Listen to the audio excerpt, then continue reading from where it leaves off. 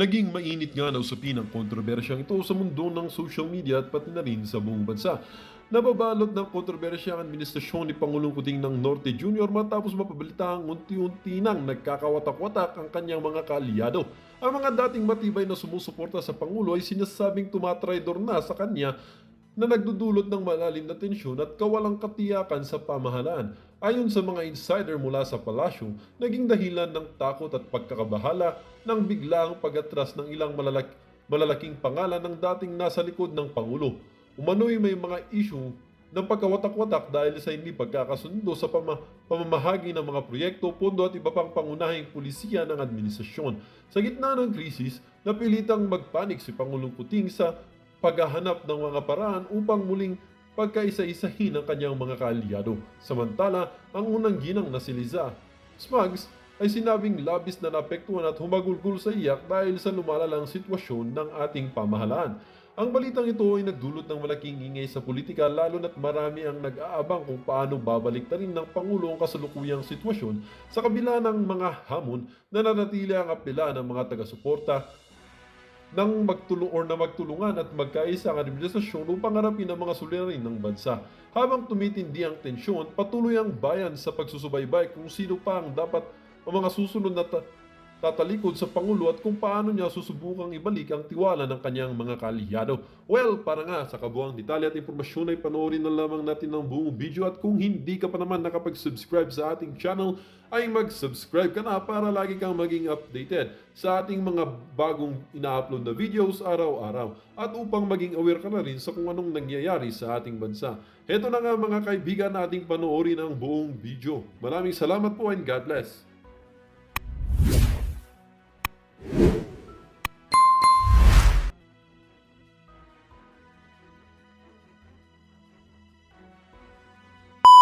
Ipapakita ko sa inyo at babanata natin ito.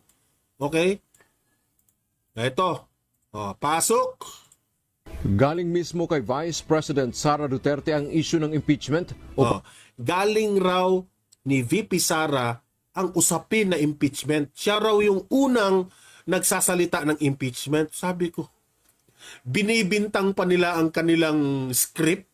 Hay nako, itong mga taong to. Pagpapatalsik sa kanya sa pwesto. Ito ay kasunod na rin ng mga umano'y irregularidad na nakita sa pag-iimbestiga ng mga komite sa House of Representatives sa confidential fund ng Office of the Vice President at Department of Education.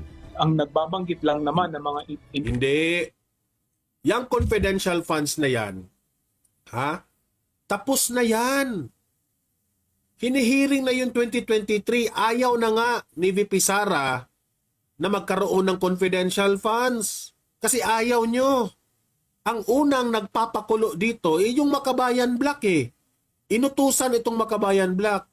Sinuportahan naman ni Tambaluslos. Yun ang una eh. Ginawa nyo lang itong confidential funds kasi wala na kayong wala silang mahanap na kasalanan ni VP Sara. Yan ang totoo. Okay? So wag niyong ibintang yung impeachment na yan na galing yan kay VP Sara. Papalag ba si VP Sara kung gusto niyang ma-impeach? Ano ba kayo? Utak rin ang isipin ninyo. ng mga salitang impeachment, si mismong si Vice President din, dahil pinangungunahan nga niya yung aksyon, ng House of Representatives. Ayon sa Hindi ka, BO-BO ka. Sino yung congressman na yun? BO-BO ka. Ang first na narinig ko yung impeachment na yan, itong Makabayan Black, itong grupo ni Castro, yan ang una na nagpakalat dyan sa impeachment na yan. Kasi hindi alam ni Castro na nilik niya yung sekreto dyan. Na slip of the tongue sila. Merong impeachment na niluluto sa House. Binulgar ni Castro, kasi sila yung nagpapamedia, impeachment kay VP Sara. Tingnan, nabubuking tuloy kayo. ilang House Senior Leader o mambabata sa Kamara, hindi nila agenda o pinag-uusapan ang impeachment case. Hindi raw nila pinag-usapan yung impeachment case ni VP Sara. Utot nyo! Utot! Sinong lokohin nyo? Lokohin nyo mga lola ninyo. Huwag kami. Laban kay VP Duterte, Pero kung sakaling may maghahain ng impeachment case ay pasya na ng bawat kongresista. Ayaw raw nila yung pag-usapan yung impeachment case. Pero kung meron raw magpapasa, ano rin sila, sasabayan nila. Utot nyo, anong klaseng logic yun? Utak nyo, talangka talaga yung mga utak ninyo. Di ba? Ayaw pa kayo ng impeachment. Yun naman talaga gusto nyo para solo na ninyo yung pagkabuaya ninyo. Di ba? Kung ano ang magiging posisyon nila. Dagdag pa ni Kong Hon, maging si House Speaker Martin Romualdez ay walang inutos na patalsikin. Walang inutos. Wala raw inutos si Martin Romualdez.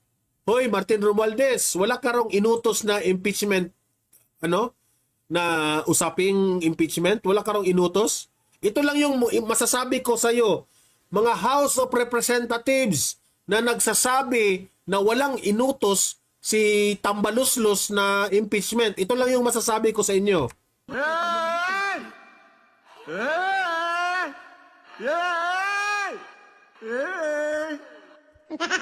Utot nyo! Utot nyo talaga, sa totoo lang. Utot nyo. Huwag nyo kaming lukuhin. Huwag nyo kaming lukuhin kasi hindi po mga BOBO ang mga DDS. Hindi po BOBO. Sa totoo lang. Sikin si VP Duterte sa pwesto. Wala pong binabanggit sa amin at walang Uwe, utot mo. Huwag mo kaming bulahin. Bulahin mo ang mga media, bulahin mo yung mga BBM vloggers, bulahin mo yung mga Tambaluslos vloggers, huwag kaming mga DDS, okay? Kasi hindi po kami uto-uto, kagaya ninyo. Oh, sa totoo lang. direktang inuutos or advice ang leadership patungkol sa impeachment complaint. Kung sakaling may maghahain ng kaso para ma-impeach ang Vice Presidente, kailangan itong sang-ayunan ng 1/3 ng mga miyembro ng Kamara. Oh, yan ang tanong. Yan ang tanong. Kailangan, bago raw ma-impeach si BP Sara, kailangan raw sasang-ayunan ng 1/3 ng Kamara. Ang tanong, sasang-ayunan ba yan ng 1/3 ng Kamara? Yun ang tanong. Bongbong Marcos, alam nyo na, 1/3. Oh.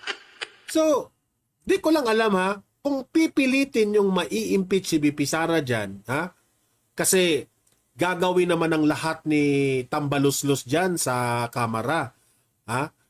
Pwede yan. Pwede yang gawin lahat. Pwedeng masabi kong it is possible lahat. No?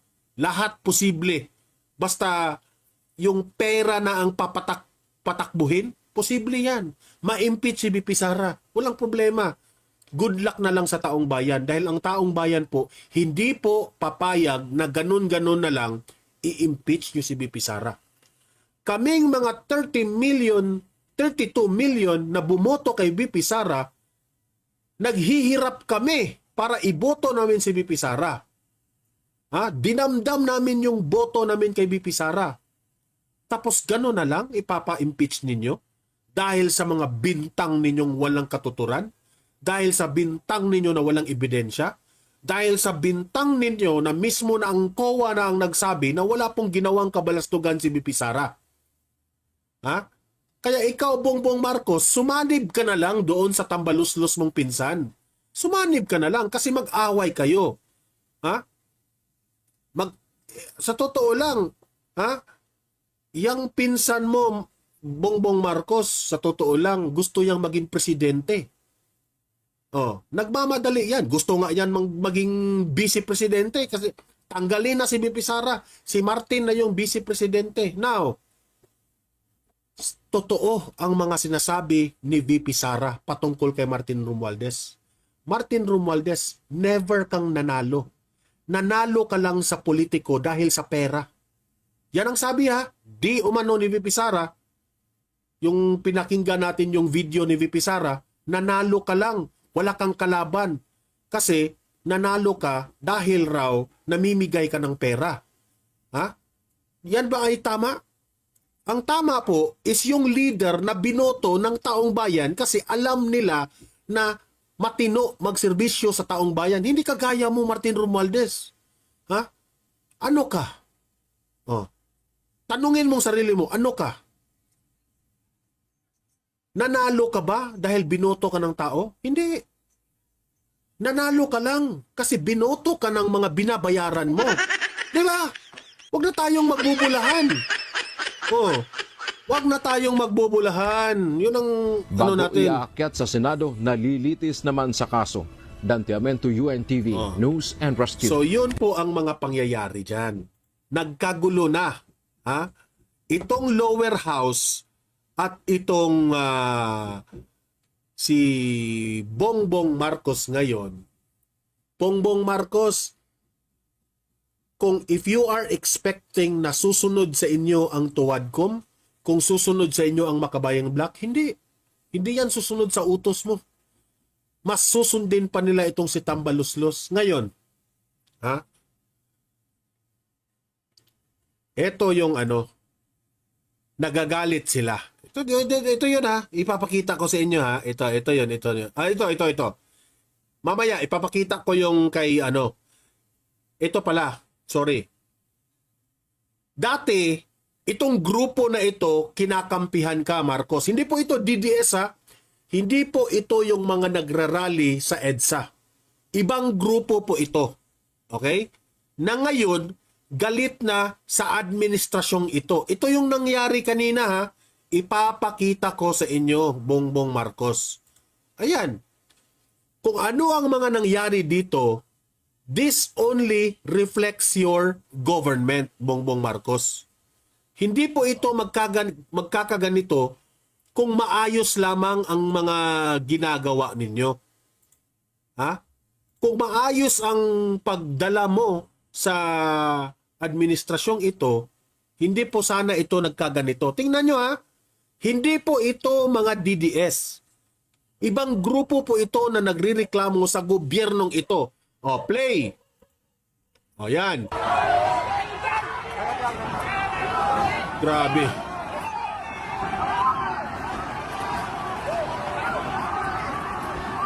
Nagkakagulo na. Yan o, nagkakagulo na ha. Nagkakagulo na. O. Kawawang mga pulis. O, lilinawin ko. Hindi po ganito ang mga nandyan sa EDSA. Iba yung sa EDSA. Ang sa EDSA po, sila lang po ay formal na nakipag-express sa kanilang hinanaing ng gobyernong ito. Ibang grupo ito. Ako po, hindi po ako manghuhusga dito sa grupong ito, itong mga militanting grupo. Hindi po ako manghuhusga sa kanila kung bakit nilusob nila, sinaktan nila yung mga pulis. Hindi po ako makapaghusga dahil hindi po ako nandyan. Hindi ko alam bakit siguro may utos ba ang pulis, nasaktan itong mga grupong ito, kaya nagalit itong mga grupong ito. Hindi ko alam, okay? Hindi natin pangunahan. Pero the fact na nagkagulo ito, this is the reflection of this government. Magulo ang pamumuno ni Bongbong Marcos. O, ayan. Tingnan nyo. Oh? Ayan. Sa Mindiola yan. Oh. May isang video pa dito. Ha? May isang video pa akong ipapakita. Kawawa itong pulis. Binugbog ng binugbog. Mismo ito galing sa isang vlogger na pulis. Okay? Oh, ito. Ipapakita ko sa inyo. Oh. Ayan. Ayoko lang lagyan ng audio ito ha. Kasi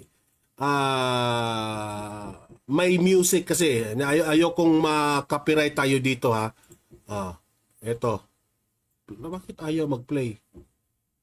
Play. Ano ba yan? Refresh muna. Refresh muna. Wait muna ha. Wait muna. Bakit? Anong nangyari? Baka dinilit na ito. Uy! Wait muna ha. Wait muna. Papakita ko sa inyo ito. Ayan. Ayan. Wait muna. Ayan. Ayan. Vlog niya yan ha. Pulis yan. Vlog niya to. Kaya natin. O, play. O, yan o, binugbog o. Ayoko lang lagyan ng audio kasi may music siya eh. O, ayan. Tingnan nyo. Ayan. May ipapakita dyan mamaya, ha?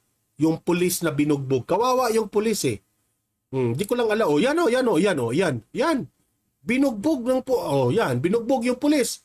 Hindi na nga nakaganti yung pulis, binugbog o. No. Slow motion. Oh, galit na galit. Di ko alam bakit galit na galit si kuya sa mga pulis.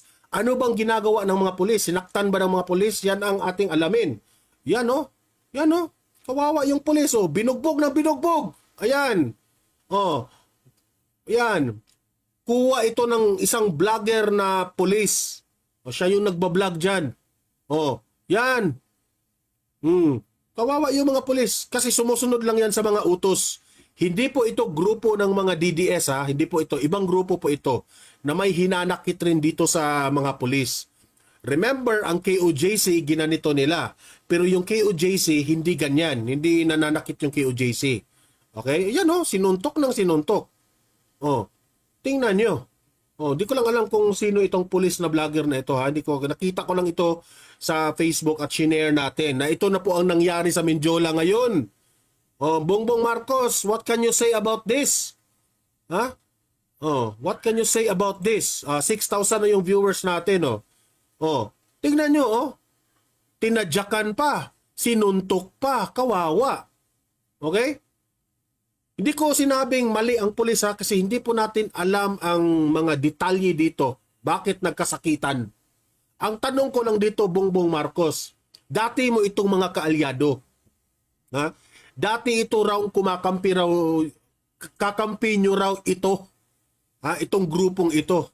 O, 7,000 na nanonood. Ha? Kumakampi raw ito sa inyo noon, itong grupong ito. Bakit ngayon, gusto na nilang lumusob sa Malacanang? Yan ang tanong. Ano bang ginawa mo, Marcos? Ha? Oh. Yan. Ako, sa totoo lang, naaawa talaga ako dito sa mga pulis na ito. Ang kinakatakutan ko lang, Bongbong Marcos, kapag ang pulis at ang mga kasundaluhan ay bumabaliktad na, wala ka na talaga. Kasi yung mga kapwa natin pulis, kapag makikita nila ito, baka makarealize sila, oo nga sumusunod lang tayo sa utos. At dahil dito sa mga ginagawa ni Bongbong Marcos, tayo ay nagigipit rin. Di ba? O alam ko kayong mga kapulisan, meron kayong mandato. Your mandate bilang pulis, ha? Your mandate bilang sundalo o maging pulis, ha? Lalahatin ko na kasi itong mga taong to mga pulis ang nandito. Lalahatin ko lang. Nagre-remind lang ako sa mga pulis at sa mga kasundaluhan. Your mandate is peace and order at protektahan ang taong bayan. Bakit nagkaganito na? Bakit sinuntok na kayo ng taong bayan? Di ba?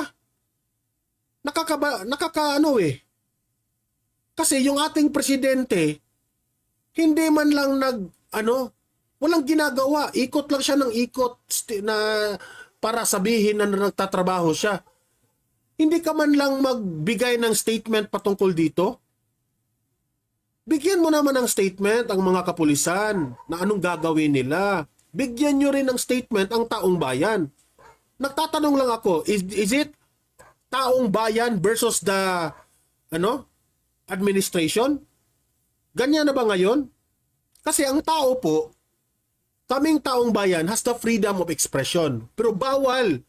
Ayaw po nating magrebelde sa gobyerno. Ayaw natin yan. Masama yan. Yung magre-rebelde tayo sa administrasyon, ayaw. Pero we have always the freedom to express para itong administrasyon na ito maging matino. Kaya nga, mag-people power dyan, hindi para i-resign si Bongbong Marcos, para kalad ka rin si Bongbong Marcos sa Malacanang. Hindi po ganyan ang layunin ng EDSA na nandyan ng mga DDS. Ang layunin po ng mga EDSA is they want to express kung ano po ang ginagawa ng gobyernong ito na hindi nila nagugustuhan. Yun po ang gusto. Kasi in this way, kapag marinig ito ng Malacanang at sa lahat ng mga ahensya ng gobyerno at sa branches of government, maging matino kayo. Ano ba ang hinanaing sa EDSA? Ay, yung mga korupsyon. Ano ba ang hinanaing sa EDSA? Itong mga flood control, itong PhilHealth questions, lahat-lahat. Hindi po kami, sa EDSA, hindi yung sa EDSA, hindi po sila nandyan. Kasi ako, one of these days, makikita nyo ako dyan next week. Alam nyo, hindi po sila nandyan para pabagsakin si Marcos. There are some people na gusto na talagang malaglag si Marcos dyan sa Malacanang. Pero the main point there, bakit tayo nandoon sa EDSA? Because we want to express how palpak this government. Yun ang totoo. Pero wala na tayong magagawa kung si Bongbong Marcos ay matanggal dyan sa Malacanang for the people power. Wala na tayong magagawa. Pero as much as possible, we want to express our hinanaing. Yun ang totoo. Di ba? It's not about the Duterte and the Marcos na away. This is not about Duterte anymore. This is not about VP Sara anymore. Remember, itong mga taong ito, hindi po ito supporters ni VP Sara. Pero nagkagulo, gusto nilang lusubin na dyan sa Malacanang. Di ba? Remember na itong nasa EDSA po ngayon, itong EDSA, hindi po Duterte ang it's not about Duterte anymore. It's about the people in government. Itong mga government officials, sobra na po ang mga ginagawa nila. Wala na pong, kung tatanggalin si VP Sara bilang vice presidente, sino na ngayon ang kakampi ng taong bayan? Wala na. Wala nang kakampi ang taong bayan. Yan ang totoo. Wala nang magiging kakampi ang taong bayan. Alam nyo ba kung bakit? Si VP Sara lang sana yung mag-fight dito sa lower house. Ang dami ng tanong ng taong bayan patungkol dito sa mga flood control projects, tungkol dito sa PhilHealth, patungkol po dito sa mga ayuda-ayuda na ito. Marami po. Sobrang dami. Yung mga MOOE ba yun? Ang dami po. Pero hindi po ito nasasagot. Yung sa yung mga gold na ibinenta, dapat yung sasagutin yan eh. Galit na po ang taong bayan eh. Di ba? Ito, patuloy. Tingnan nyo. Grabe yan. Paano yan? You explain that. I-explain nyo yan.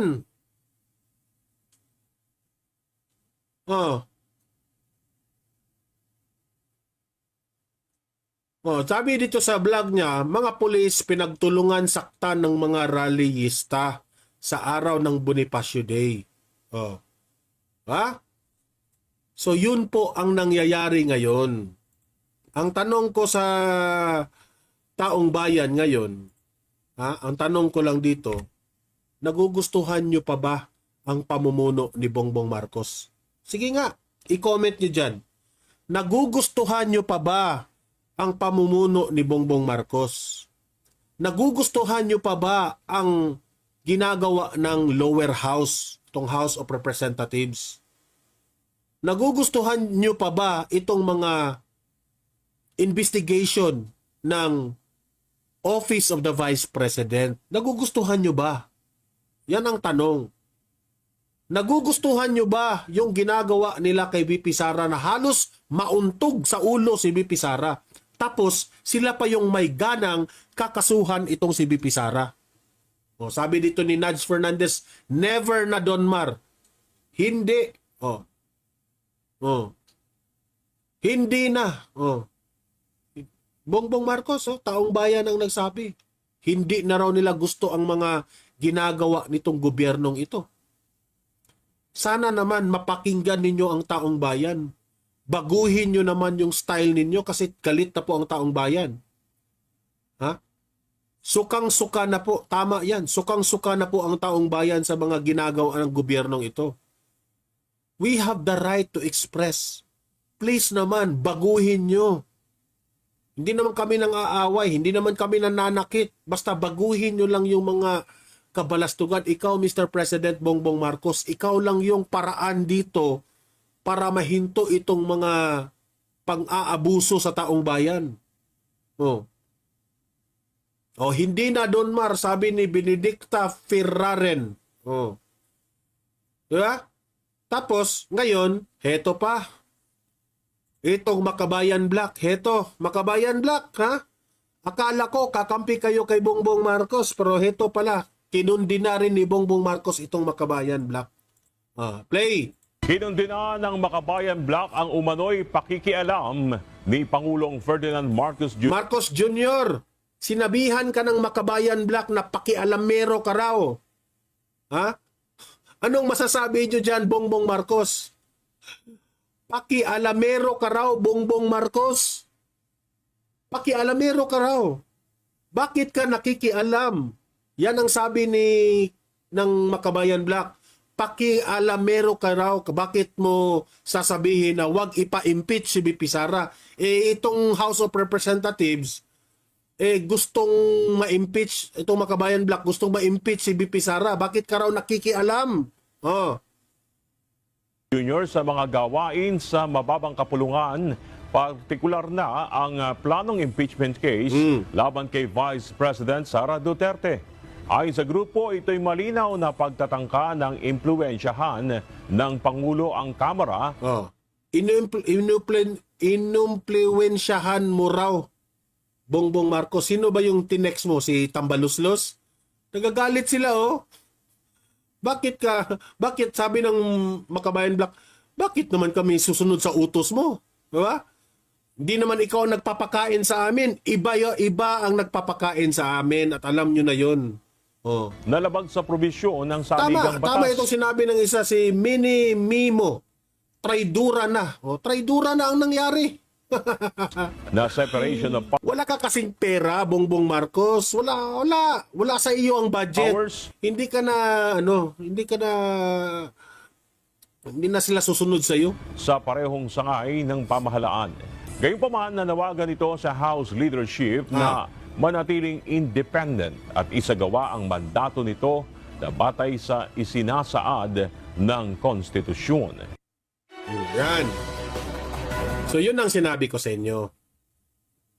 Sa totoo lang hindi ko na alam kung ano ang mangyayari sa susunod na araw. Hindi ko na alam kasi po dumadagsa na po ang ilang mga grupo ng mga Muslim dumagsa na sa EDSA. Grupo ng mga Iglesia ni Cristo dumagsa na sa EDSA. Grupo raw nitong mga supporters ni Attorney Vic Rodriguez dumagsa na sa EDSA. Mga grupong DDS rin, Duterte diehard supporters dumagsa na rin sa EDSA.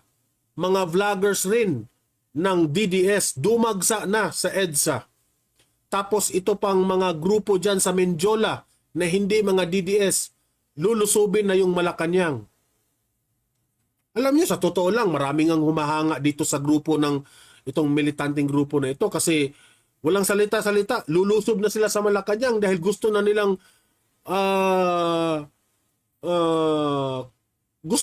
si Bongbong Marcos ay mawala na dyan sa Malacanang. Sa kanila yun Sa kanila yun. Di umano yun ang mga nagchat-chat sa atin. Di umano. Sila yun. Hindi naman, ang mga DDS naman, itong nasa EDSA naman, gusto lang nila mag-express ng mga kabalastugan ng gobyernong ito. Pero ito, iba rin grupo ito na gusto na nilang tanggalin si Bongbong Marcos. Iba rin ito. At nirerespeto natin yan kung ano ang kanilang opinion dyan. Isa kanila yan We have the freedom to express. Expression nila yan. Di ba?